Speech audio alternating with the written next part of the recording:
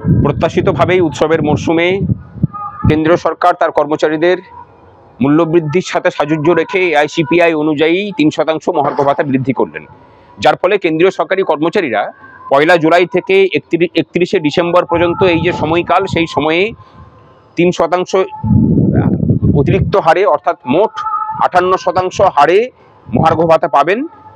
এই মহার্ঘ ভাতা হচ্ছে দ্রব্যমূল্য যে বৃদ্ধি হচ্ছে সেই তার জনিত বেতনের যে ক্ষয়, সেই ক্ষয়টাকে পুষিয়ে দেওয়ার জন্য।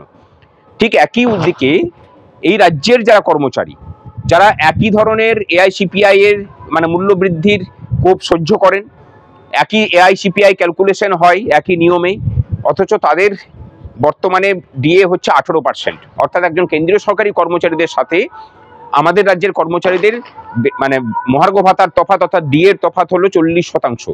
এই এত পরিমাণ বঞ্চনা কিন্তু মানে ভারতবর্ষের অন্য কোনো রাজ্য সরকার তার কর্মচারীদের সাথে করে না।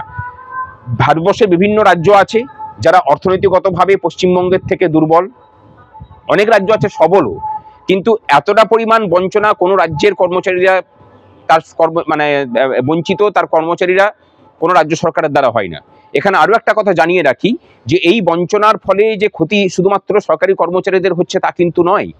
কর্মচারীরা যেহেতু কম বেতন পাচ্ছেন, ঠিক একই সাথে পাল্লা দিয়ে বেসরকারি ক্ষেত্রে যেসব বাঙালিরা চাকরি করেন তাদের বেতনও কিন্তু গোটা ভারতবর্ষের মধ্যে সব থেকে কম, বিশেষত যাদের পোস্টিং হচ্ছে পশ্চিমবঙ্গে।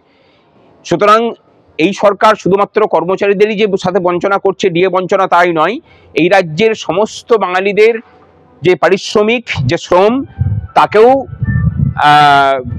কম করে রাখছে এবং তার ফলে বাঙালিরাই শোষিত হচ্ছেন গোটা দেশ জুড়ে।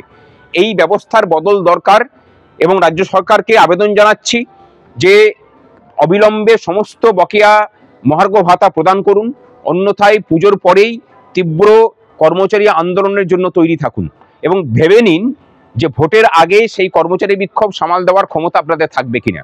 এটা শুধু ওয়ার্নিং বলে ভাববেন না, এটা আমাদের দাবি এবং দাবি আদায়ের জন্য সংগ্রামী যৌথ মঞ্চের নেতৃত্বে কর্মচারীরা যতদূর যাওয়ার ততদূর যাবেন, এটুকু নিশ্চিত থাকতে পারেন।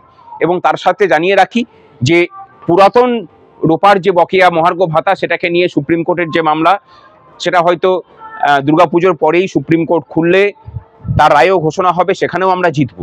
কারণ এটা অধিকারের প্রশ্ন, এটা বাঙালিদের, সমস্ত বাঙালিদের সঠিক পরিশ্রমের, সঠিক পারিশ্রমিকের প্রশ্ন। এই লড়াইয়ে কোনো রকম কোনো ছাড় দিতে আমরা রাজি নই। বাঙালি অস্মিতার জন্য লড়াই চলবে, সংগ্রামী যৌথ মঞ্চ লড়াইই আছে। রাজ্য সরকারের কাছে আবেদন জানাচ্ছি, এরপরে হয়তো আবেদনের জায়গা থাকবে না, যে অবিলম্বে কর্মচারীদের যা কিছু বকেয়া সেটা মিটিয়ে দিন।